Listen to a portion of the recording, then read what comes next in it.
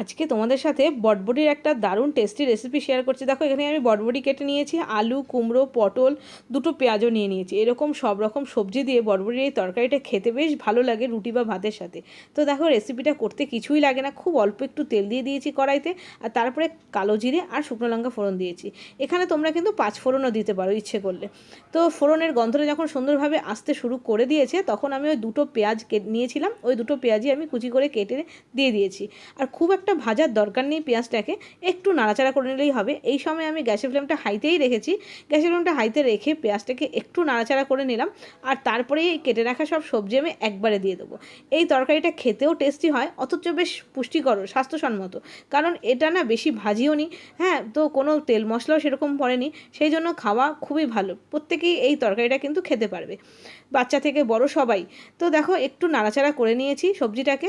এবার আমি দিয়ে দিচ্ছি নুন, আর তার সাথে দিয়ে দিচ্ছি হলুদ। এই রান্নাটার মধ্যে খুব একটা মশলাও পড়ে না, আর তেলের পরিমাণটা তো তোমরা দেখলেই, খুবই অল্প তেল ব্যবহার করেছি আমি। তো নুন হলুদ দিয়ে একটু নাড়াচাড়া করে নিলাম। গ্যাসের ফ্লেম কিন্তু এখনও হাইতেই রয়েছে।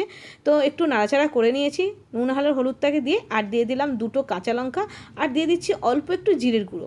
এই জিরের গুঁড়োটা দিতেও পারো, নাও দিতে পারো, আর একটু কাঁচা লঙ্কাটা অবশ্যই দেবে। বেশ কাঁচা লঙ্কার গন্ধ না এইরকম রান্নায় খেতে বেশ ভালো লাগে, সুন্দর একটা গন্ধ আসে। এইবার জিরের গুঁড়োটা দিয়ে সব কিছু দিয়ে ভালো করে মশলার সাথে একটু নাড়িয়ে নিলাম সব সবজিগুলোকে।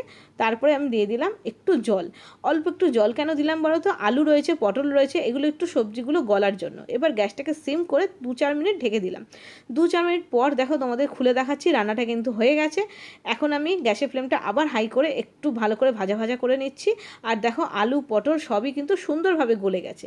রান্নাটা কমপ্লিট। নামানোর আগে যদি ঘরে থাকে একটু ধনেপাতা দিয়ে দিও। আজকে আমার ঘরে ধনেপাতা নেই বলে দিতে পারলাম না, তো ধনেপাতা দিলেও কিন্তু বেশ ভালো লাগবে।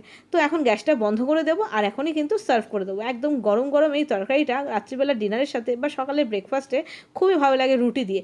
আর সাথে যদি ভাত দিয়েও খাও না দুপুরবেলা, ভাতের সাথেও কিন্তু প্রথম পাতে বেশ ভালো লাগবে এই তরকারিটা খেতে। তো এই হেলদি রেসিপিটা তোমাদের কেমন লাগলো জানিও। এই রেসিপিটা কিন্তু যেমন হেলদি তেমন সুস্বাদু। তো আজকে এই পর্যন্ত, দেখা হচ্ছে আরও নতুন নতুন রেসিপির সাথে। ততক্ষণের জন্য বাই বাই।